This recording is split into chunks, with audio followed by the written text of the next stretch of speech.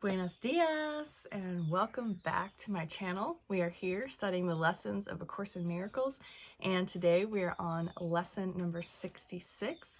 I hope you're having a great time enjoying these lessons with me here in Costa Rica. So let's go ahead and get started.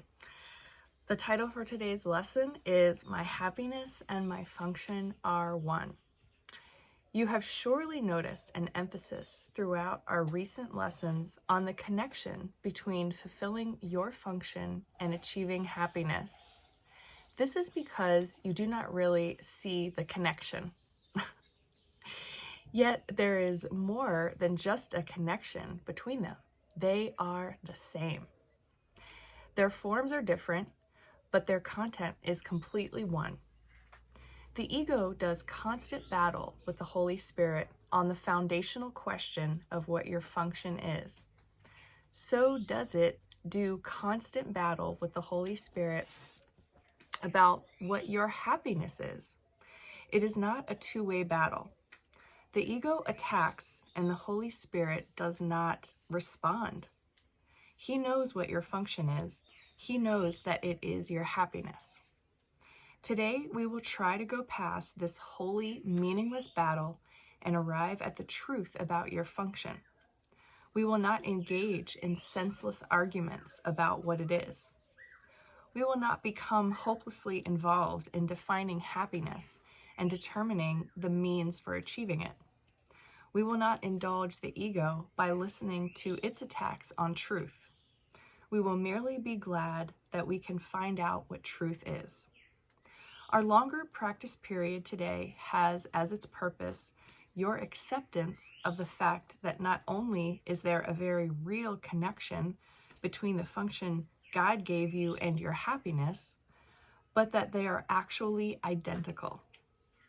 God gives you only happiness. Therefore, the function He gave you must be happiness, even if it appears to be different. Today's exercises are an attempt to go beyond these differences in appearance and recognize a common content where it exists in truth. Begin the 10 to 15 minute practice period by reviewing these thoughts. God gives me only happiness. He has given my function to me. Therefore, my function must be happiness. Try to see the logic in this sequence, even if you do not yet accept the conclusion. It is only if the first two thoughts were wrong that the conclusion could be false. Let us then think about the premises for a while as we are practicing. The first premise is that God gives you only happiness. This could be false, of course, but in order to be false, it is necessary to define God as something He is not. Love cannot give evil, and what is not happiness is evil. And it is this definition of Him you are believing if you do not accept the first premise. The second premise is that God has given you your function. We have seen that there are only two parts of your mind. One is ruled by the ego and is made up of illusions. The other is the home of the Holy Spirit where truth abides. There are no other guides but these to choose between, and no other outcomes possible as a result of your choice, but the fear that the ego always engenders, and the love that the Holy Spirit always offers to replace it. It's either fear or love, everybody. Thus, it must be that your function is established by God through His voice, or is made by the ego which you have made to replace Him. Which is true. Unless God gave your function to you, it must be the gift of the ego. Does the ego really have gifts to give, being itself an illusion and offering only the illusion of gifts? Think about this during the longer practice period today. Think also about the many forms the illusion of your function has taken in your mind, and the many ways in which you tried to find salvation under the ego's guidance. Did you find it? Were you happy? Did they bring you peace? We need great honesty today. Remember the outcomes fairly and consider also whether it was ever reasonable to expect happiness from anything the ego ever proposed. Yet the ego is the only alternative to the Holy Spirit's voice. You will listen to madness or hear the truth. Try to make this choice as you think about the premises on which our conclusion rests. We can share in this conclusion, but in no other, for God Himself shares it with us. Today's idea is another giant stride in the perception of the same as the same and the different as different. On one side stand all illusions. All truth stands on the other. Let us try today to realize that only the truth is true. Oh, I love this stuff so much, you guys.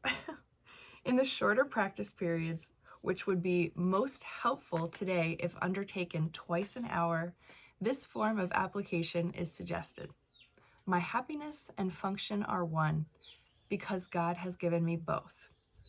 It will not take more than a minute, and probably less, to repeat these words slowly and think about them a little while as you say them.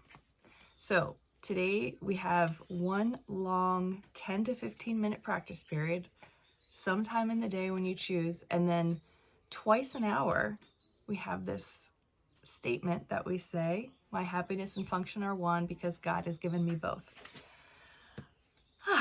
So this lesson today, and it's a double sixes, so we got some numerology in effect here. Maybe that will help anchor this into your consciousness a bit more, into your mind. This idea of your function is brought up again. So this is now like the third day of talking about your function. It does talk about forgiveness is your function, and now it's saying happiness and your function are one. So maybe you could start aligning these two things together. Forgiveness and happiness. They are sisters and brothers, or maybe one and the same. I mean, I don't know. Words are made up of letters, which are just symbols of symbols of symbols. I mean, honestly, in the realm of spirit, are there different vocabulary words? I don't know. So I was reading, as I was sitting in the hammock back there for many hours yesterday, I was reading the text, and again, I hope that you decide to either listen to it in the audio version somewhere or read it yourself, because what's starting to become so clear to me is the difference between my right mind and my ego.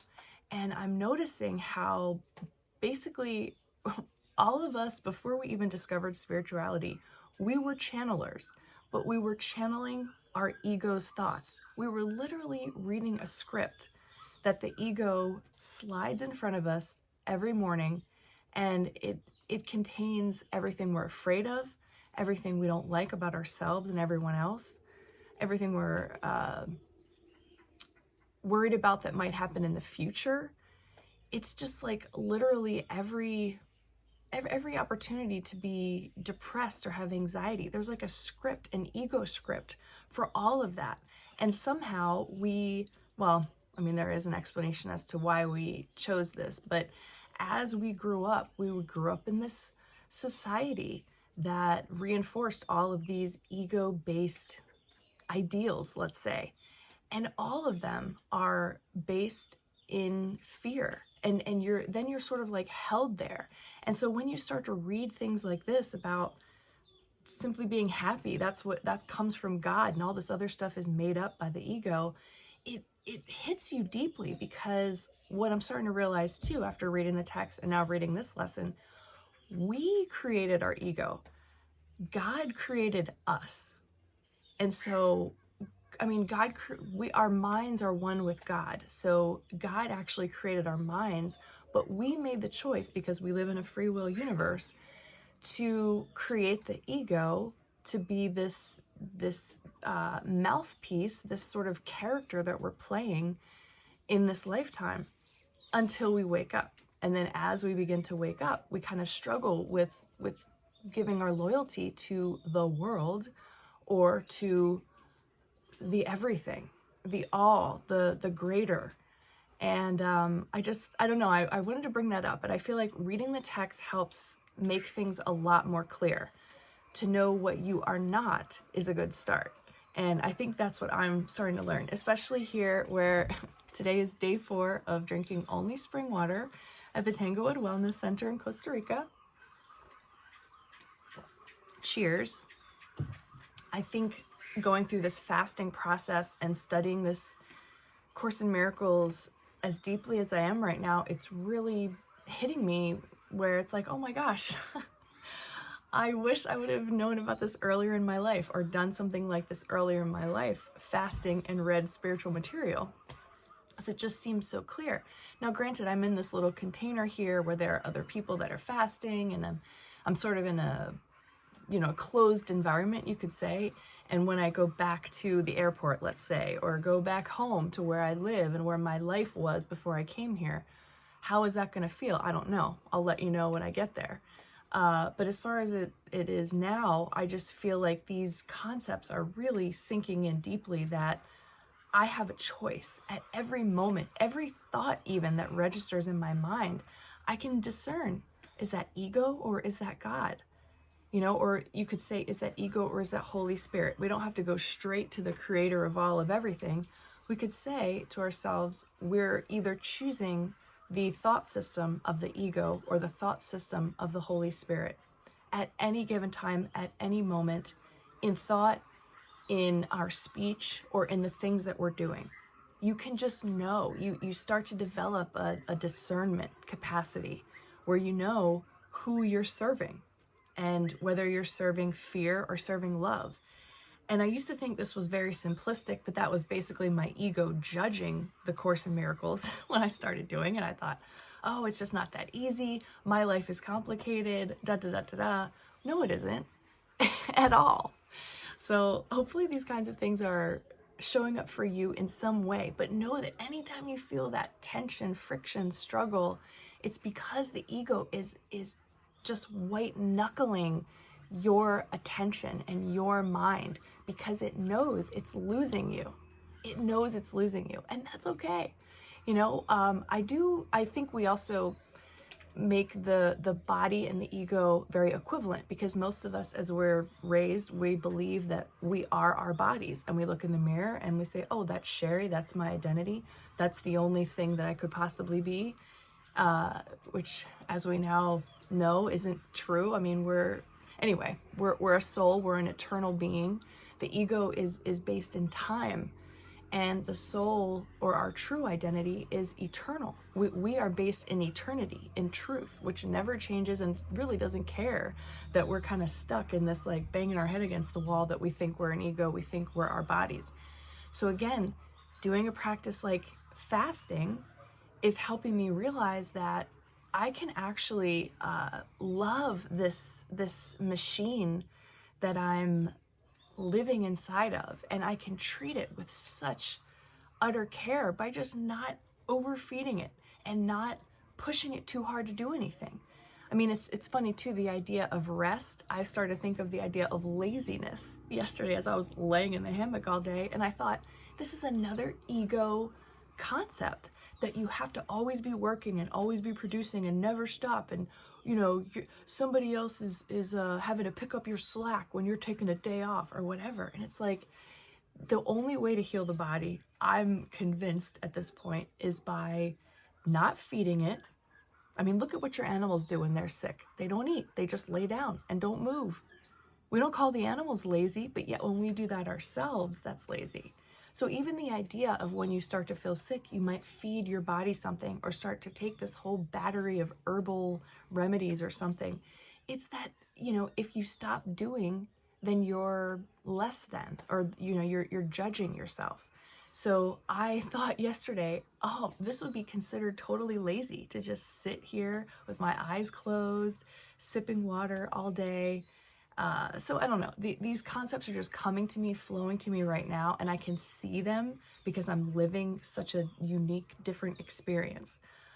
But I believe this lesson to be true. My happiness and my function are one.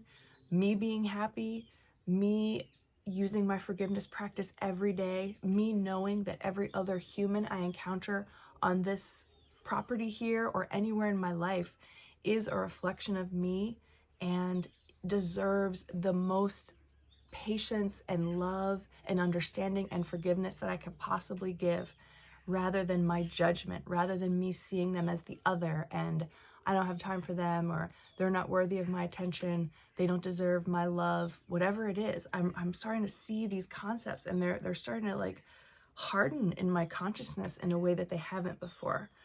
So I hope that's happening for you. And if it's not, maybe you should try to do a little fasting. I don't know what you're able to do, but you can make the time for it and study, when you're doing something like that, study the course while you're at it and see what happens for you. So I'm on day 4 today and I'm feeling good. My spirits are high. Life is excellent here. I'm just looking at a hummingbird right now, just flying around, sipping whatever's available. And it's reminding me that I need to keep sipping as well. So thank you, hummingbird, my little friend. Have a great day, everyone. I love you very much. And I'll be back here again with you tomorrow.